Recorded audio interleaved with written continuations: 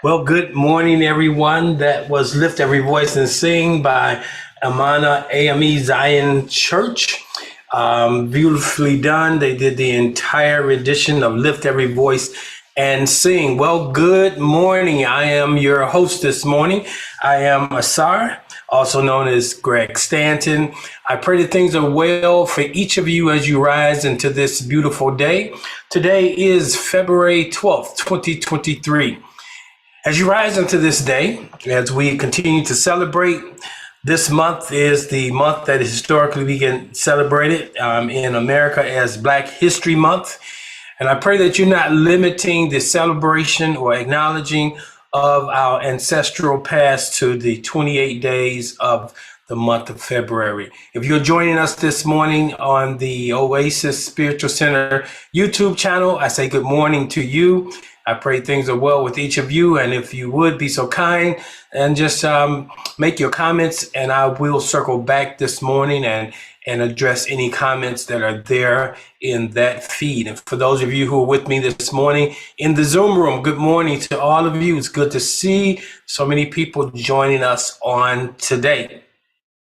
Well, this morning's message that I have prepared, and when I say prepared, I'm prepared to present it to you, is not that I put together a sermonette or anything of that sort. I may have a couple of notes that will kind of tag my train of thought. But for the most part, I'm speaking to you this morning extemporaneously inside of the conversation of the solution. African spirituality for an African people.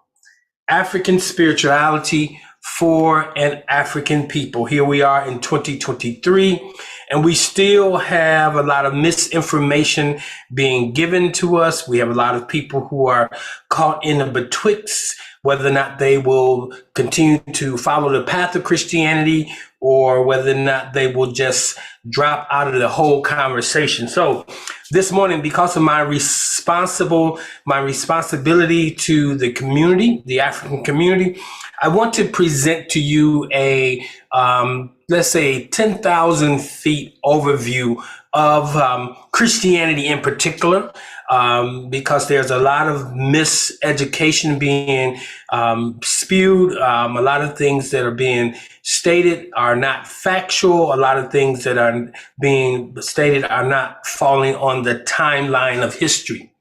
Here we are in 2023. The Black church still is void of a Black theology. Now, earlier this week, I was cleaning off my bookshelf and I came across this book. I don't know if you could see this book, but I'll lift it up and see if you could see it on the screen there. There it is. The book is entitled Black Seminarians and Black Clergy Without a Black Theology, and is written by Yosef Ben Yaakman, Dr. Ben, with the foreword was written by Dr. Henry Clark. Now, if you're really serious about your spiritual journey and where you currently are and where you come from, particularly if you are a one who is steeped inside of traditional Christianity, or perhaps you've made the leap from traditional Christianity and find yourself in a betwixt, I recommend a couple books this morning. I'm going to state them, and I will put them in the playback narrative section of the YouTube, on the YouTube channel in this particular video.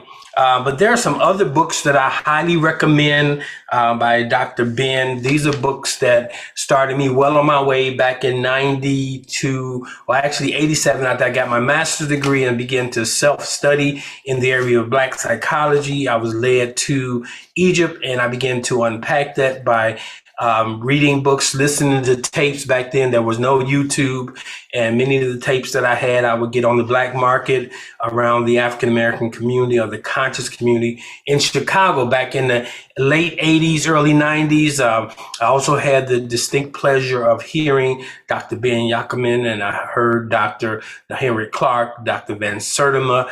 I had the pleasure of hearing these gentlemen who have all made their transition, but I wasn't aware of the magnitude of the work that he had prepared at that time. So some of the books I recommend. First, I recommend Black Man of the Nile and His Family. That's written also. All these books that I'm recommending right now are actually authored by Dr. Ben. So I do recommend you get these and put them in your library. Black Man in the Nile and His Family. It's a blue covered book. Africa, the Mother of Western Civilization. Now, African Origins of the Major Western Religions. I really recommend that. It gives you a really good understanding of Catholicism. It gives you an understanding of Judaism. It includes Islam, and of the Protestant religion. So it'll help us to begin to frame your belief system in a historical way. So I highly recommend these books. Okay.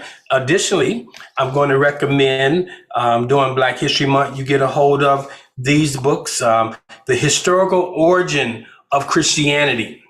The Historical Origin of Christianity. This book was written by a brother out of Chicago named Walter Williams. And he does a pretty good job of unpacking the information regarding, he says, there has never been a man that ever walked the earth in human form of any race, creed, or color by the name of Jesus Christ. He ties the ancient Kemetic Nutter Osiris into the created creature, Jesus Christ.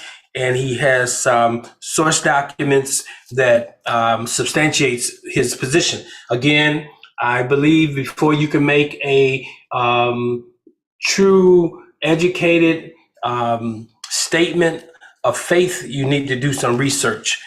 So that's a book I recommend. Another book I recommend is Jesus in the House of the Pharaohs by Ahmed Osman. Jesus in the House of the Pharaohs. Now, I highly recommend this book. Okay, Jesus in the House of Pharaohs, the Essene revelation of the historical Jesus. So this is a good book to put it all together. Another good book written by Ahmed Osman is Moses and Akhenaten. I know you often hear me allude to that my belief that Moses and Akhenaten is the same person or the same personage. And this is a good book to give you some source documents to substantiate that. And lastly, I want to recommend this morning, The Hebrew Pharaohs of Egypt. The Hebrew Pharaohs of Egypt, also written by Ahmed. Now, I recommend all of those books. In addition to your Bible, too many of us for too long have solely based our faith on what we heard orally from our preachers or from information given to us inside of Sunday school booklets and pamphlets. And then our reading of the Bible, many of which we've read just taking the Bible literally, been taught that the Bible is a historical book, a history book, but the Bible is not a history book. So those are some of the things that books I recommend to all of you on this morning. All right, so I want to say good morning to you all. It's good to see you. It's great morning. I see no more people have popped in. Let me see who's over here on the feed of the YouTube channel. Okay, I can't see, for some reason, I can't seem to see the live feed on the YouTube channel. So I'm sorry about that. I will pop in towards the end and see if I can grab any comments. For some reason, I don't understand why that's the case. So some guru out there with YouTube may want to give me a call and give me some pointers on that. Let's jump right in this morning. So if you had the opportunity to get my email that I sent out to you earlier this week or last night, you should have got it, and you should have got it again on this morning. In that email, it states that the question was, can we afford to continue to disregard the state of our communities as we celebrate the individuals and collective victories of our ancestral past? In this month, we are losing our children as we do this. Historically misunderstood is a default to a dim and dangerous tomorrow. History that is misunderstood is a default to a dim and dangerous tomorrow. In this statement, I wrote, colonization dismantled the traditional African belief system, spiritual system, which existed since the annals of time, Influenced by European propaganda mills, and some Africans began to believe that they had no spiritual system. This resulted in Black seminarians, preachers, and ministers who could not find and now choose not to find a Black theology. This has resulted in an exodus from the church. The reality is the church is dying. What I mean by that is the numbers of people that are new births, that are new converts coming into traditional Christianity, the church is very slim today. We see a lot of church growth through transfers, moving from one church to the another church, but not as many true converts. Now, that information, you can look up the Pew Studies. Also, you can look at Barna Research Group, and they have a lot of information around church growth. So today, if the church finds itself on life support and the threat of the plug being pulled, but I want to say that there is a solution. I personally believe the church still has a relevant role to play and has time to make up lost ground. We have found historically the church has been a safe haven. It has been a catapult place that many people could jump off their careers. First public speaking engagements, learning how to read. The church played a significant role in the Underground Railroad. The church in America is a unique church.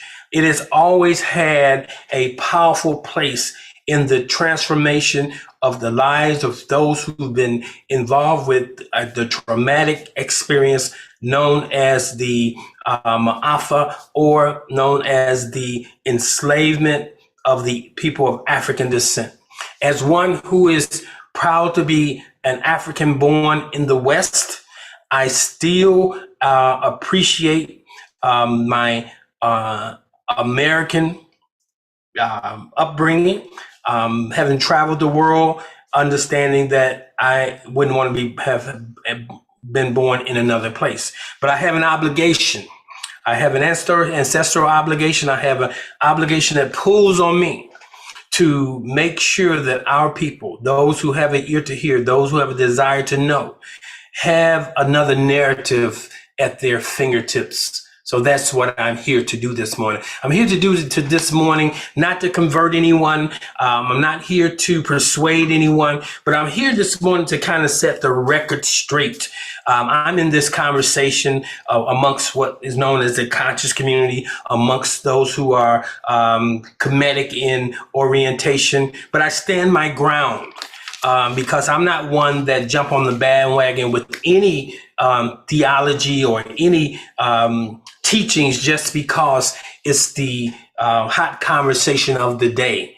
So having been inside of Christianity for all of my life, as I known it, since the age of 10, or I can recall being taken to church a few times as a kid. So as you know, at probably 5, 6, I can remember one time going to church, vividly in my mind, going to church.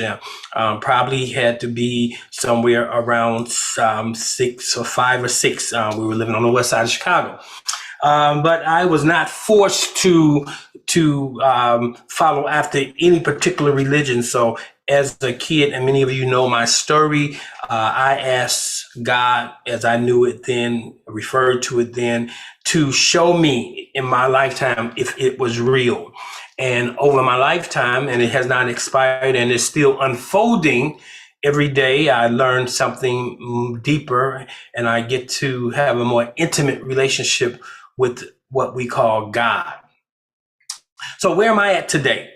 So I am actually blazing new pathways. Oasis Spiritual Center for Divine Living is a non-denominational type ministry.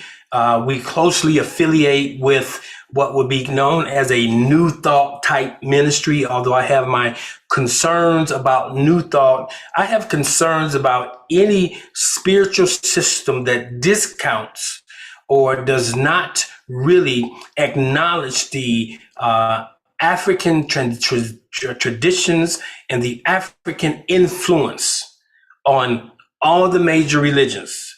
When I do affiliate with something, I'm always looking to see how friendly they are to our history. Now, for the most part, Christianity as we know it has not been friendly to our history. But for the most part, we have to also understand that there's a lot of miseducation and misinformation being given to those who are our seminarians who go through the traditional schools. They go through the 4 years and then the extra 18 months towards the master's and the additional months towards the doctorate degrees. And many of them are never given anything that has to do with the influence of the Nile Valley or ancient African spiritual systems. So Oasis Spiritual Center is purposely steeped inside of what I like to call African-centered sacred science.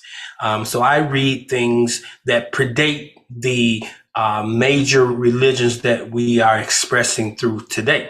So what I would like to do this morning is to give you kind of an overview and dispel the myth that Christianity is a white man's religion, for those who say that with the intended purpose of saying that Africans should not be, or people of African descent should not be involved with Christianity.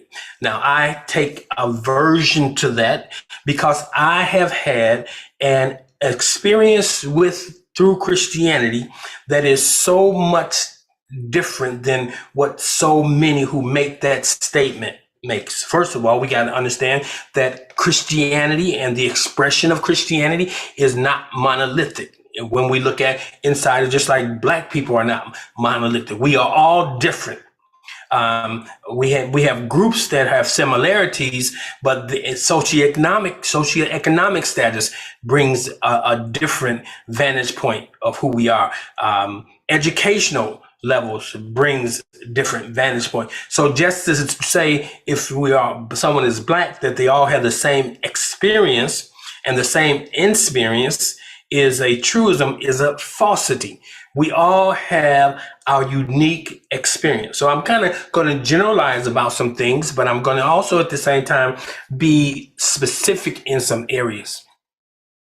So the Black church has yet to fully embrace its historical past. For many individuals, when you talk about Christianity, they will say that Christianity started in the 1600s, or Christianity amongst Africans started when we came to the eastern shores of America, or when we landed in Brazil, or any of the other countries that we were dropped off in or traded to. So we have to understand that it did not start that. Christianity, first of all, if you look at the history of Christianity, the Western Christianity, it starts around formally, with the death of Christ, 30 AD.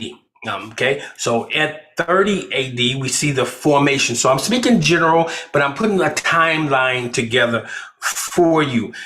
So you have the Christian church, or the idea of Christianity, is now on the participating in the conversation within contemporary society in the 30 AD. It wasn't until 300 AD that we have the true formation of what we call Catholicism, where we get the birthing of organized Christianities. But let me step back. So the case I'm building this morning is this: that those of us who choose to practice Christianity must be aware that there are different forms of Christianity. You can practice a Christianity that is totally westernized, or you can practice a form of Christianity that is steeped in the Eastern Church, or what I would say the Christian church that embraces the influence of the Nile Valley spiritual systems. Now, hold that. So I want to back. If we look at life began on the continent of Africa, where life began, the understanding and the relationship with the divine, with source, with God begin at the same time.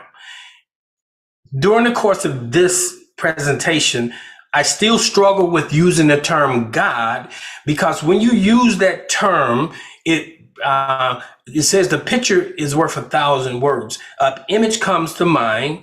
A series of thoughts come to mind that are in alignment with what I'm trying to get us away from. We have to understand that Western Christianity or Western religious systems have heavily influenced the world, mostly by force, not by choice.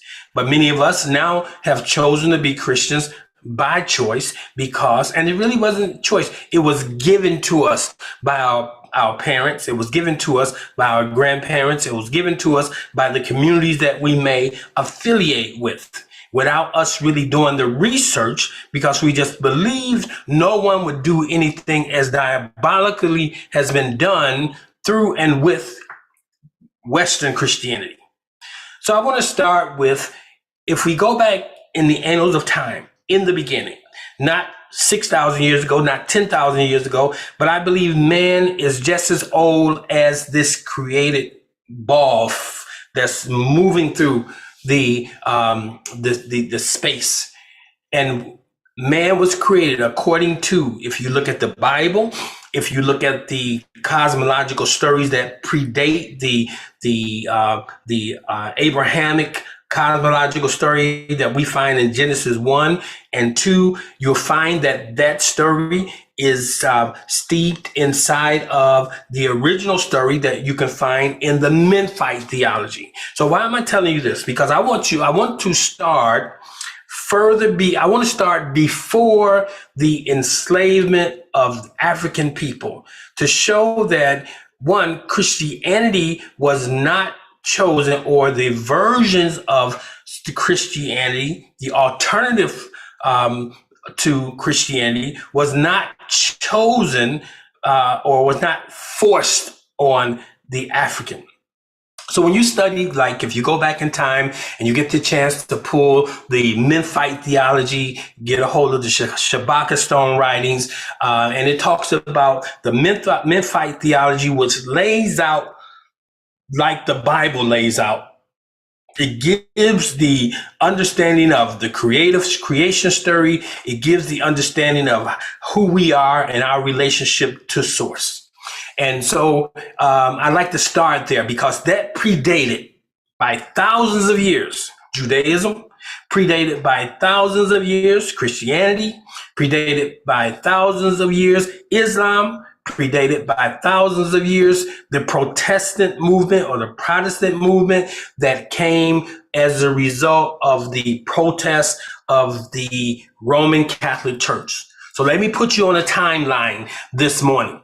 So we must, first of all, begin to go back and study and go back and find resources about the Nile Valley. No, oftentimes you hear that as spoken as Kemetic religion. But even before there was a Kemetic religion, there was the Nubians who influenced the Egyptians. And now that's a Greek word. When you use the word Egyptos, that's a Greek word. And so one of the things we must be willing to do is convert back to the original names that the indigenous people of the Nile Valley call themselves. So I'm just giving you an overview this morning. So when we look into the Nile Valley, we see that they had high civilizations. And with the high civilizations, they have a living system that wasn't called religion. It was a spiritual practice. It was a sacred practice. It was a way in which they lived, that they were in alignment with nature. And where we get the word nature comes from the Kemetic term natur, NTR, which is often confused by those in the religious community to mean God, okay? But it means aspects of the divine being, okay? So in the Nile Valley, we have the practice of a spiritual practice that went on for thousands of years before the very first European or visitor from outside of the Nile Valley came into the Nile Valley. Once they came into the Nile Valley, they was influenced by these teachings. And so they began to take these teachings on and begin to take them back to their homelands and begin to share them from their perspective. And sometimes that's what culture allows you to put the spin on things. But sometimes your culture spin or your tradition can make that word or that system of no impact. And that's kind of what I feel Western Christianity makes the underlying spiritual system that it stands on of no impact, because we are in allegiance to creeds and traditions that are not consistent with the very principles and practices that Western Christianity was born on. So I want to show you. So we want to see, first of all, so it existed before, the spiritual system existed before Christianity. A spiritual system existed before Judaism. But we start with Judaism because if you follow the Christian Bible, the traditional Bible, it shows that Abraham and his crew ultimately showed up in Egypt. And they showed up in Egypt, and the way that story is written, that they showed up to a very advanced civilization, but they saved that civilization, which is suspect to me. They came there because they were in a place of survival, and they come there, they get embraced, which is historically our the nature of Africans is to be embracing, knowing that there's a more than enough than all of us, but the mindsets were different. The African mindset is different from the European mindset. Now I'm talking in generalities. I'm talking now about when you look at the two, Diop talks about the two cradle theory. You got the Southern cradle theory, which includes Africa and a continent that is friendly to it. Then you have the Northern cradle theory that talks about Europe and all that represent Europe and how that environment wasn't as friendly to those who lived there. And so you develop your relationship with nature based on what you are getting from nature. And so as they begin, this people group began to come south, which is really come north. True north is true south. As they came into the continent, they began to acculturate and accumulate the information.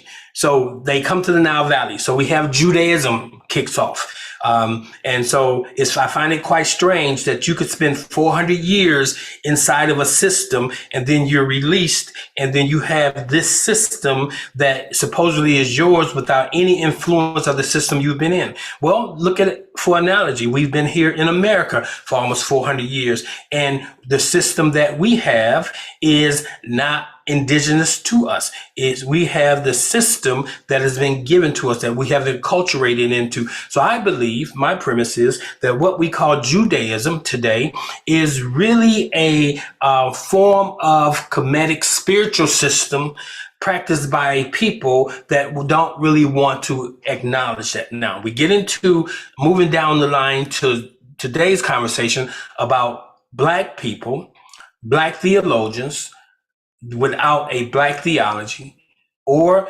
those who have a Black theology who are talking about Black liberation theology, but is not steeped inside of its origin. It doesn't go beyond Western Christianity.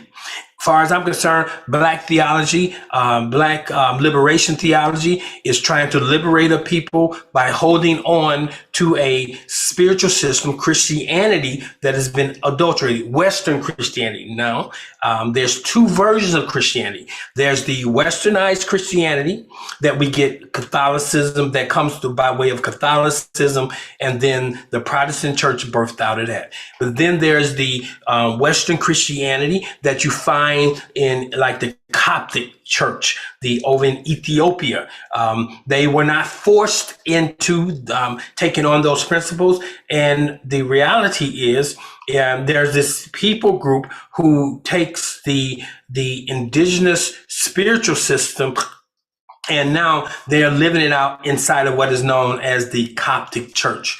Now, I'm not a theologian. I'm not a historian, but I have done my own level of research to kind of help this fit in my frame of thinking, and I'm always adjusting it.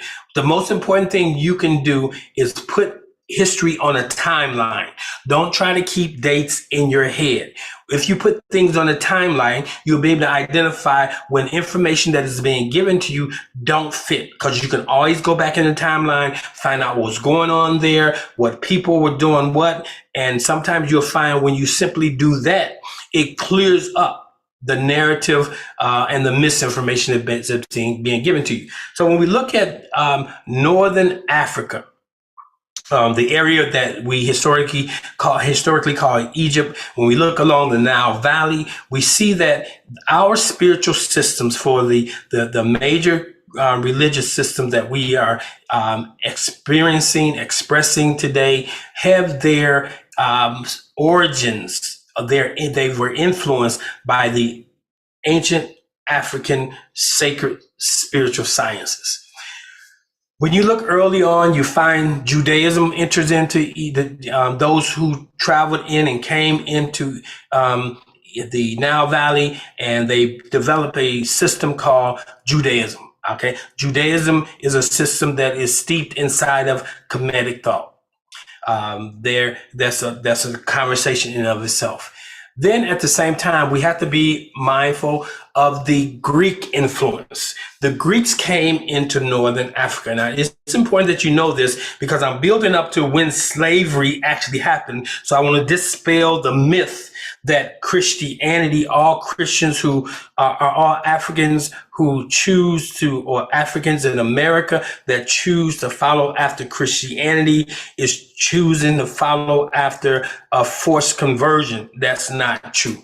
So we see it when around 322, we see BCE. Now, this is before the Common Era.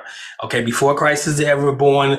All of that story about 3. So a negative, if you can put a negative 322, that means going back. So we had 2023. So 2023 going back to 0, and then go back 320 some odd years and go into that 3rd century BC. We see the Greeks now are coming into Africa, and being influenced, receiving from it, and taking things that they had and taking them back to their countries of origin, and beginning to teach it and integrate it into their culture. Now, you just can't take something foreign and drop it into a community that is already in existence. So they picked this information up out of Egypt, took it back to their places of origin, and they began to integrate it. And in the integration, they adulterate it. So that's why you will look at like the Greek philosophy or the theology and the Greek stories, and you'll find that the message is the same, but the messengers are different. So you have the Greek influence came into the Nile Valley. After the Greek influence, now we see, so with the Greek influence, you got like Alexander the Great, you have the Ptolemies, and this is where you need to know where the story now, 300 years before Christ ever is supposed to have been on the earth, this is where we get the story of Serapis, Serapis. Serapis And many believe Serapis and Jesus Christ are the same story. And that's where I had this book for you, The History or Origins of Christianity. So that's 320 BCE. We're talking about the Ptolemies. We're talking about the Greek influence. Now, the Greeks were displaced by the Romans. Now, when the Romans come on the scene, that's where we start, when we start getting the Western Church. So the early church fathers of the Roman Catholic Church was Africans, such as Augustine, Tertullian. These were the African fathers to the Roman Catholic Church up until let's say about 325 AD. This 300 and some odd years after the 0 point, we have the Roman Catholic Church being totally formed. So it took about 300 years for its formation, for it to get its doctrine together, for it to finally form itself. In that time frame, those who were Christians were being persecuted in Rome. In the Roman Church, they persecuted. They didn't buy into Christianity, didn't buy into the Nile Valley spiritual system. They persecuted them, but there was a chain of events that took place that the Emperor Alexander, that he ultimately chose Christianity as the state political spiritual system. So that's where we got the Roman Church, the Roman Catholic Church. And so the Roman Catholic Church comes into existence 325. That's where you have the Council of Nicaea. And they begin to put things together. And you see the African influence there, and you see the Catholic Church in existence. Now, no slavery is in existence at this time.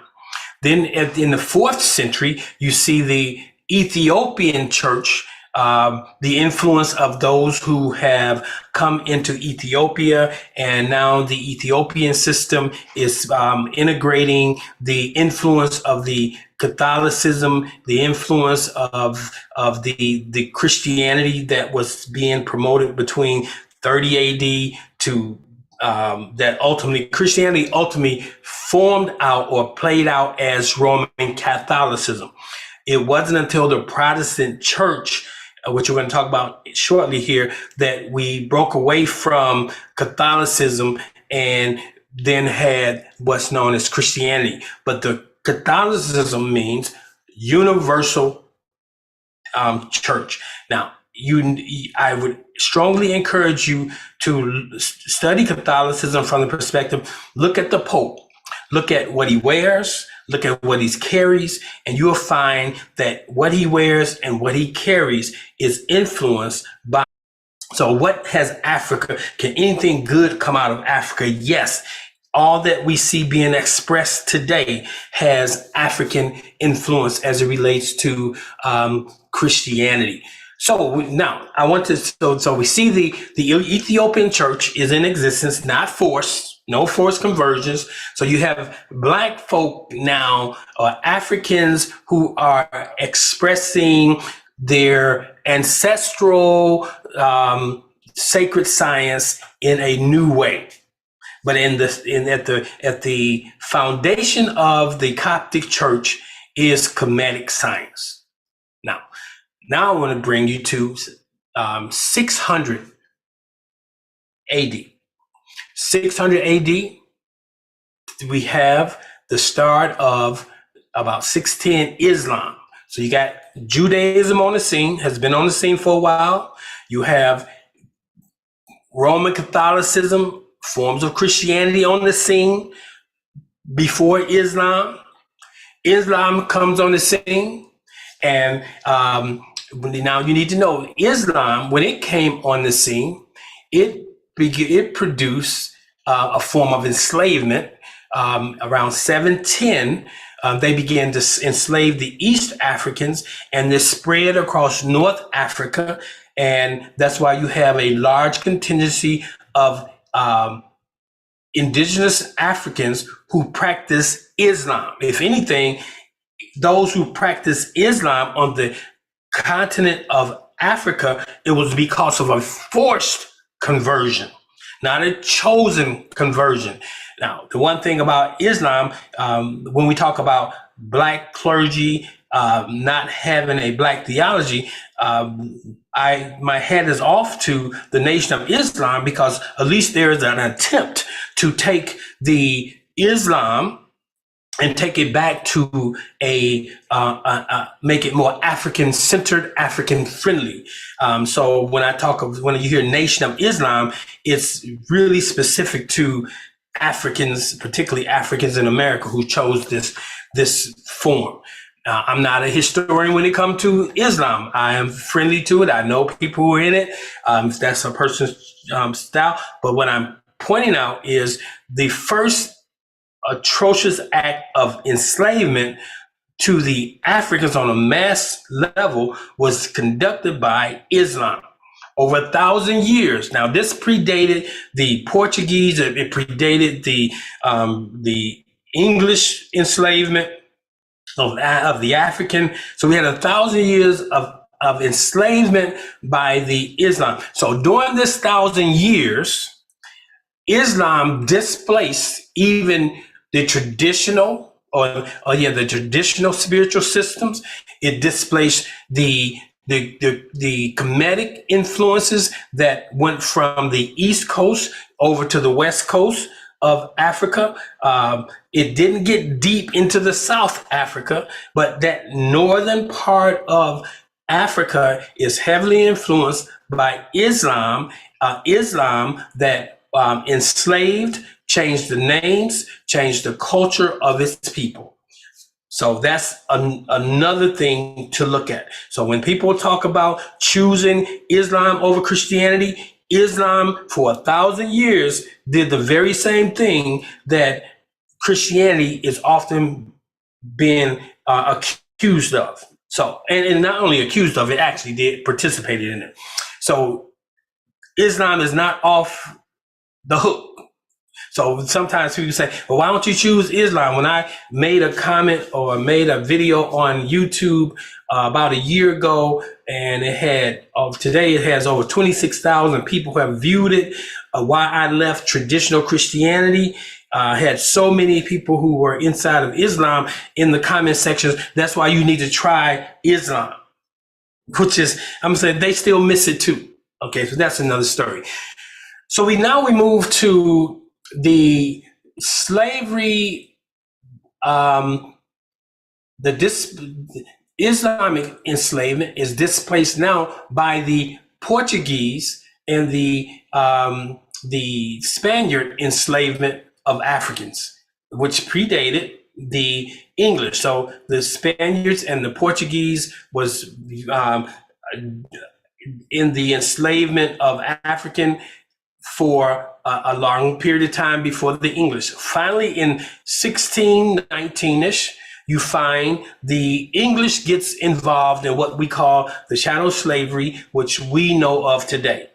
Now, mind you, I said it again, before the enslavement of the Africans by the Europeans, there was the enslavement by the Arabs, and this upset the spiritual system of the Africans. Now, when the Europeans began their enslavement process, the Africans' spiritual systems were some traditional, indigenous traditional, some Islamic, and some were Christians. So when they came onto the continent, they found Africans who were practicing a spirituality that could fall in those three categories: indigenous spirituality, Islam, and Christianity. So the myth that Africans in America became Christians solely under the force of the enslavement is not true. Not true. So we got to begin to know history. And so now with the enslavement, we find the Africans are moved from the West Coast to the islands down over to Brazil and North America. It was against the law for Africans to be Christians because the laws that were on the books at that time, that if you were a Christian, they had to treat you a certain way. So they was not trying to convert the slaves to Christianity, because that presented a whole nother set of concerns for those who own slaves. And so we have to understand that the conversion to Christianity is a result of a lot of things. It's not just that that was the only thing available to them, but it's the result of there were enslaved Africans who were Christians prior to coming to America. There were enslaved Africans who were practicing a form of Islam before they came to America, knowing that the Islamic influence was as a result of the Islamic enslavement. The Christian influence wasn't as a result of an enslavement. Those who had chose to be Christians on the continent before coming here were practicing that form of Christianity before engaging Western Christianity.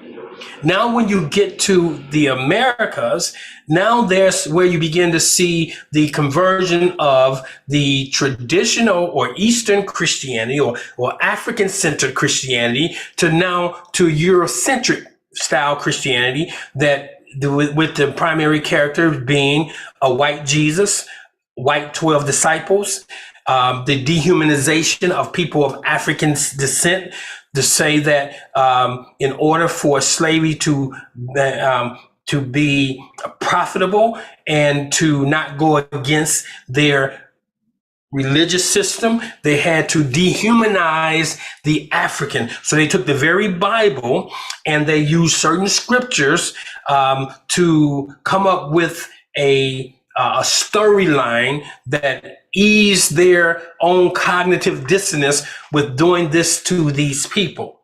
And so what I want you to walk away with this morning is understanding that the narrative that is being given to us, that those who have chose Christianity are choosing a white man's religion. No.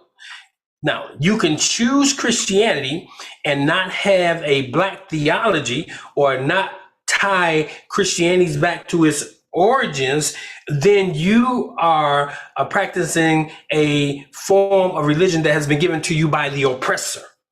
Or you can begin to deconstruct the Christianity that you have and take it back to its origins and drop off the adulterants, and you'll find yourself back face to face with some form of Kemetic science or some form of sacred ancestral science that is found along the Nile Valley. Now, here's something I want to share. As a result of slavery, when the whites, when the blacks were ultimately freed, they still were not embraced by the church. In America, there's two churches. There's the white church and there's the black church. And not only is there now a white and black church, but there's political churches, churches that are in operation that support certain political positions. But I want to share with you briefly before I wrap up this morning. So I brought you to the point where we see Catholicism in action. And then now let me bring you to the next major shift as far as religion is concerned. In 1517, there was a gentleman by the name of Luther. And what Luther did was he was a staunch Catholic, but he began to observe that the Catholic was not Catholicism, or the Catholic Church at England was not really practicing or was using Catholicism as a way for to gain money. Like they were selling indulgences.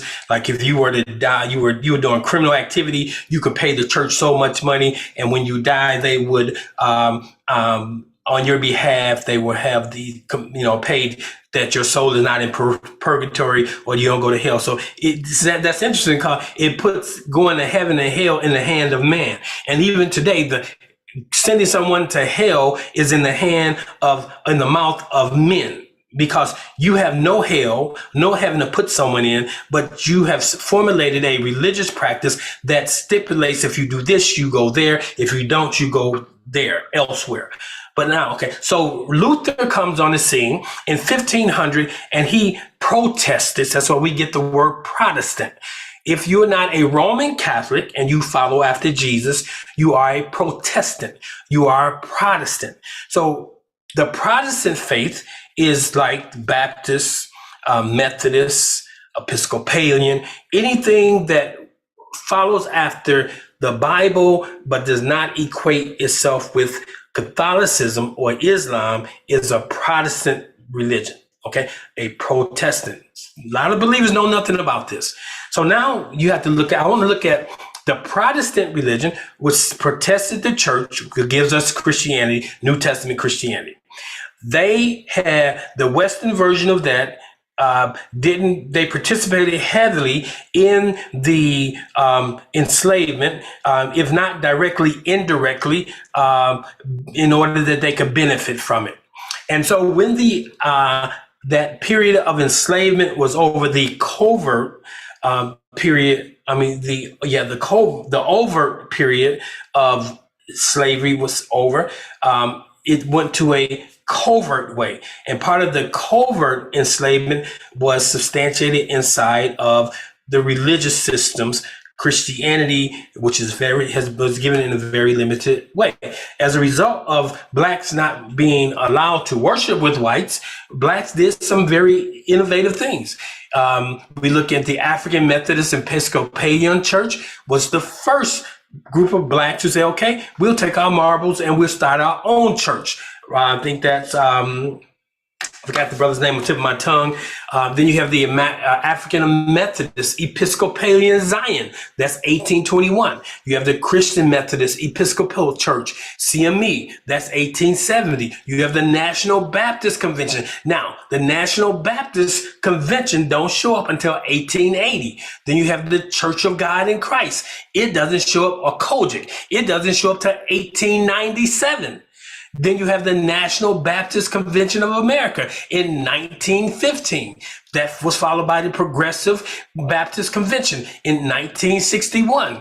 And then you had most recently, which I was part of, the Full Gospel Baptist Church Fellowship International, which was 1994. That's what the charismatic group of Bible or of Baptists that believe in speaking in tongues and having charismatic experience. So they expanded. So in the black community, amongst black clergy, I have seen the expansion and the wherewithal to take their marbles and say, we're going to create our own thing.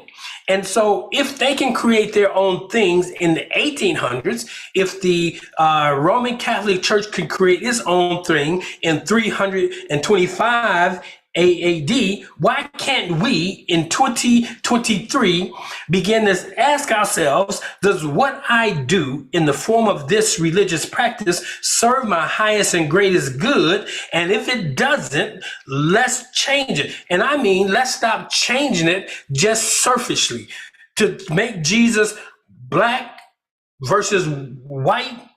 That's a step in the right direction because a picture's worth 1,000 words. But if this individual is not a historical character, if he really represents an idea, then let's get back to the truth of the matter. We have to stop chasing fairy tales. We have to stop believing in lies. We have to stop dealing in myths. And we got to get the message and not the messengers. In the black community, we're steeped into the following of messengers. You look at churches are led by messengers and they grow according to the power of the messenger, not necessarily the power of the message. And so if we want to move forward and really save ourselves, we have to know that no one is coming out of the clouds. No one is going to save us from us but us. So this morning, my whole conversation has just been simply to present to many of you on a linear fashion the fact that Africans who chose Christianity did not always choose it at the as a life and death situation. Africans were Christians before they came to America. So for those who are saying that every African in America that chose Christianity, that practiced Christianity, is practicing the enslavers' Christianity, that is not 100% true. Now, you can choose to practice Christianity that is Western in orientation, and then you are still practicing the belief system of the oppressor. But it's upon you to unpack it, to deconstruct it. So for those of you who've been in the backyard of the church, those of you who know I can't throw this baby out with the dirty bathwater because I've had some very real experiences, that's who I'm speaking to. I'm not speaking to those who say, I have never had any worthwhile experience through Christianity, so I'm going another way. Then you follow your way. But for those who have had some very real experiences, like I've laid hands on the sick, I've seen them recover, I prayed for a dead person and seen them rise. And some people may say, ludicrous. No, I have verifiable proof on these things.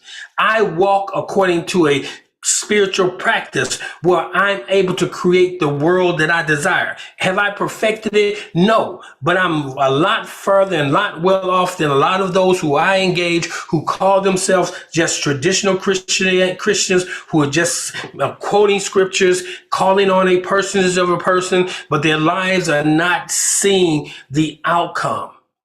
And so that's what my conversation is about this morning. It's not to discourage anyone, but it's really to encourage someone this morning. So that's my question.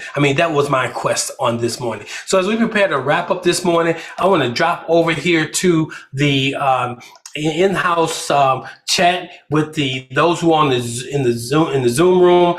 I see one conversation. I am a visual learner. Would you please show or provide a photo diagram chart of the significant dates you referenced? Here's what I will do. I will put them in the email that I'll send to those the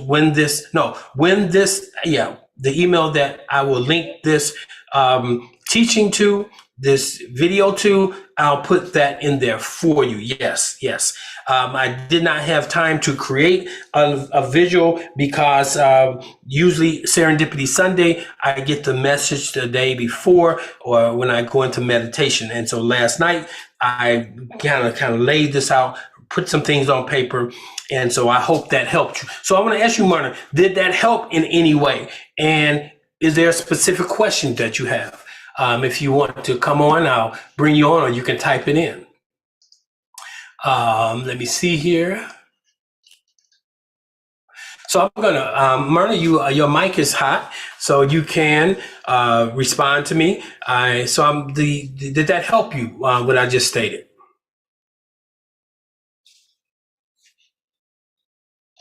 Okay, Myrna, I am asking you to unmute. Okay, I did that. So you're good. There you go, Myrna. How you doing? Hey, I'm sorry. I was in a separate conversation going on. We've got activities going on this morning in the house. So I'm sorry. Please ask the question again. Aside from my question. So your question was, you want the timeline? And I said, I will provide a timeline, but was there something that just stood out? Was there an aha moment during the timeline I was going down? Does it make sense? Does it help bring clarity to you on anything? Yes, I've gone through the timeline and heard the timeline before. I'm just curious in terms of the dates of things. That I love the fact, because oftentimes people don't add the timeline of the AME Zion, CME, which was initially colored Methodist Episcopal, but nonetheless now Christian Methodist. But adding that timeline of the Americas in terms of the Black folks in America shifting things. And so I appreciate that. Something also that we don't talk about, but it's very much so in the Christian Bible, and that is that Abraham had more than 2 sons. And we never talk about the other sons that Abraham had. And that group of folks and their faith and how they transition. And so that aspect of spirituality, it's so broad, and I love having a chronology, because at that point you can then choose where you want to study for the period of time that you choose to study. But the reality that the beliefs, our assumption that the beliefs came out of the Catholic Church, and okay, so where the Catholic Church come from, you know, that whole thing. Because certainly when I've traveled in Russia, I see a Black Jesus. They have a Black Jesus over there. They don't have a white Jesus in their religious facilities, and so and there are different faiths that are there, that follow. I don't know what the origin are. The Greek Orthodox, you know, where's that origin? You know, all of these aspects of things, and so our beautiful brownness and Blackness is the origin of all. And I agree that if anybody should value and know that, it should be us. Yes. Know that about our origin, Yes. our people. It's in our DNA, and we don't place enough emphasis, first of all, and then personalize it secondly. To have it's not about pride, it's about responsibility. Yes, the scripture tells us, honor our mothers and our fathers that our days be long on the earth. And that doesn't just relate to your biological, because the African concept is the village, is the child belongs to the village, so our ancestors. So until we honor our ancestors, we won't have long life. We won't have full lives. So long does not mean in length, but it means in quality. So our quality of life is increased when we can understand our ancestral past. Now, one thing you have to understand, that you can go into Europe and you will find Black Jesuses, Black images of what is historically known as Jesus, but is actually the Asar, Aset, and Haru. But here's the thing: the concept of race is very much steeped inside of the chattel slavery, the black and white, the color thing. When you look in antiquity, the Romans and the Greeks did not have an issue with color. That's why they came to us. It wasn't until the diabolical Western church, the Western mindset of everything is, revolves around them, and to promote this enslavement. And there's big money was made in separatism, in making one white be better than black, making variations of the skin tone of black.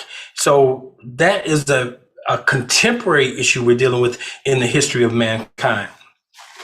Only people that don't accept black is the black today. But the world, when you look at Buddha, when you look at, you study Japanese Hinduism, when you study their systems, you'll find that there's heavy African influence on it. But we can anything good come out of Africa? That's the thing we have to be conscious of. That's the issue. So that's my whole goal this morning, was just to encourage everybody to lay out a timeline, encourage those you who have chosen Christianity not to be ashamed of the what you have chosen, and don't let these conscious people make you feel that way. But the onus is on you. The word says, study to show yourself approved, a workman who need not be ashamed, rightly dividing the word of truth. Now, I don't have an issue with my brothers and sisters in the conscious community, the Kemetic community. Most of my issues probably end up with the brothers and sisters who are in the traditional westernized Christianity, because they think they know, but they don't. Okay, excellent. Good. I got another question here. Thanks, Myrna. All right. Can I say what? Yeah, and give my regards to your mom too. Okay. Thank you. One other thing I want to just kind of add is when you say ancestors, we do a leap. I have historically done a leap. I'm not speaking for anybody else but myself, that I think about folks I don't know, and that go way back and into Africa, as opposed to doing the effort to find out more about my father's grandmother and grandfather and their grandparents, and their grandparents, and my mother's grandmother and grandfather and their grandparents, and because that's who, if it weren't for them, I would not be. And Yes. so those are my ancestors. I can't speak about some mysterious group of people if I just simply went back. And a lot of times we don't want to, we stop at slavery. Right. Oh, they were slaves. Okay, try, even if it's through prayer, to, okay, but that slave had a mama and a daddy and a grandmother and a grandfather. They weren't there just by themselves, and we get stuck in the sadness of that middle passage, as opposed to making an effort or being generalized. Last point on that. That's why I reject African American, because when you talk to Africans from the continent, they don't say African American. They say Nigerian American or Congolese American. They know their origin, where we don't have a clue of ours. But we do know that these people had parents and grandparents. Yes. That's who we are. And so Yes. whatever country in the continent they're from, they're ours. And to have that strength and that joy of it, if it weren't for them coming through that middle passage, we would not be here. And there's no arrogance in that. It's grace and mercy in that. And so therefore there's a responsibility for us to have a connection with people that are in other countries, and whether that be Brazil, whether that be the Caribbean, whether that be on the continent of Africa, whether that be the brown and Black people that are in other European countries. We all have a connectivity, and we, in our own myopic European xenophobic ways, we got issues, and we need to deal with our own personal issues that start with our immediate families, our brothers and sisters that we can't get along with, or aunts and uncles that we can't get along with. And so it's very much so us being true to ourselves as a people, because yes, we've been trained and thought to be separate, and there's nothing separate about us. We talk about, you mentioned the village. There's nothing separate about us. We are a collective people, and we need to start learning and appreciating that. That's Yes. all. Yeah, and I appreciate that. Then I want to add to that when we become healthy and whole, when we really truly become spiritual, we embrace all mankind. Even those who have diabolically done things for whatever reason, we have to understand that they are our brothers. They are our sisters. Now, I may not have anything to do with you as long as you are promoting that system, but I do acknowledge that we come from the same source. There's one race, the human race. We have to stop allowing the diabolical separateness to create the problems that we have amongst ourselves, creating class, creating separatism. But that's another conversation. Thank you for your feedback. Good. I have a Galaxy here. I don't see the phone number, but you have the mic. Somebody got their hand up. Let me see here. Let me see if I could pull your hand. Okay. You got the mic, Galaxy. You can unmute yourself. Somebody had their hand up. I can't see who it was. Let me see if I can see the number.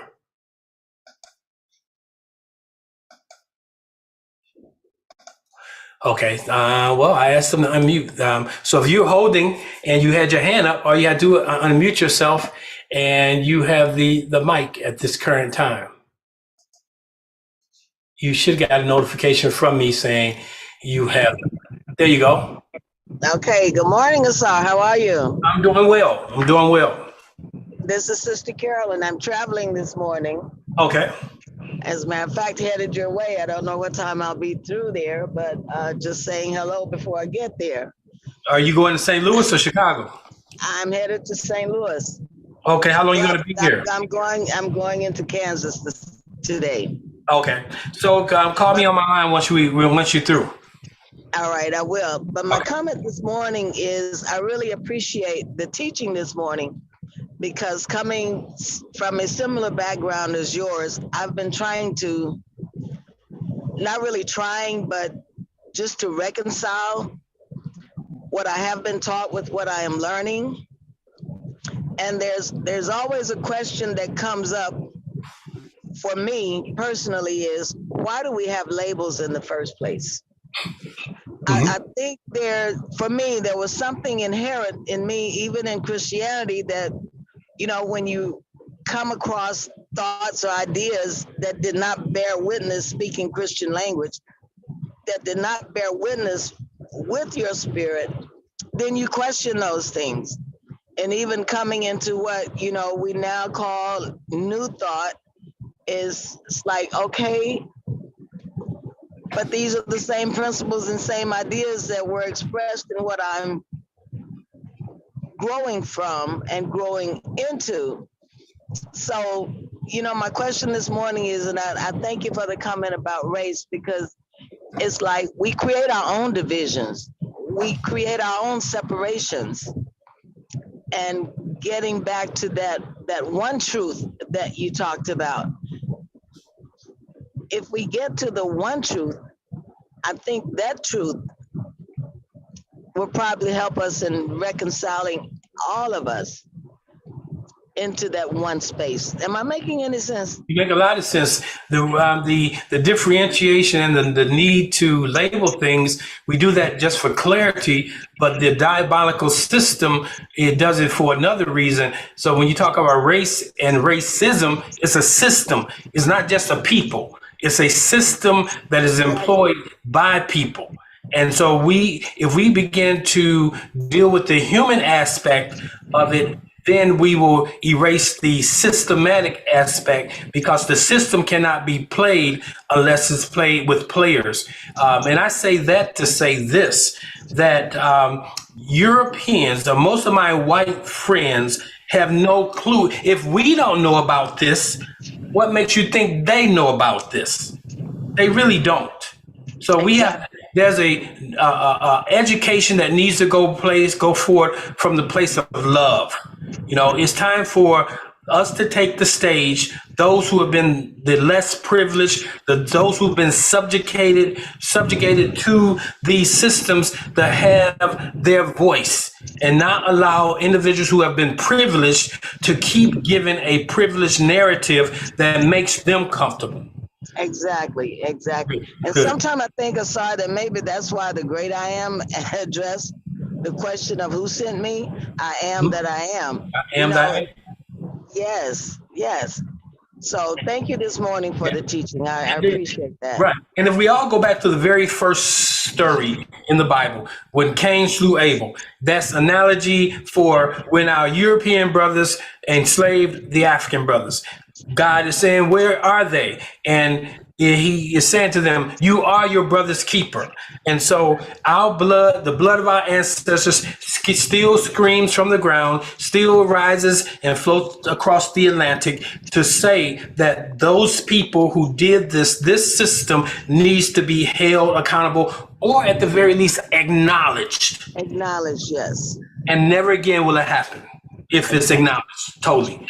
All right. Thank you. Have a safe trip. Keep your eyes on the road, hands on the wheel. 10 and 2. It'll get you where you're going to. And make sure you give me a call a little later, okay? Yes, sir. Awesome.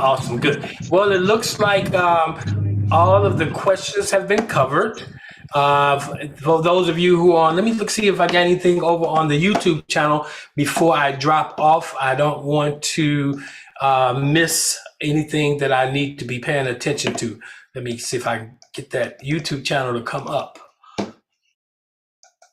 Okay. For some reason, I can't see anything in the YouTube channel.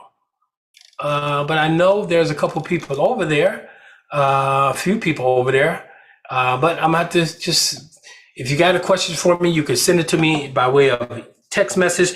That is 708-368-1076. If this message has been a blessing to you and you desire to be a blessing to us, just go ahead and you can cash app to Oasis, $Oasis Spiritual Center, or you can dial the number, put the number 708-368-1076 into your phone, and that will get you to either the Zelle or the PayPal, not PayPal, the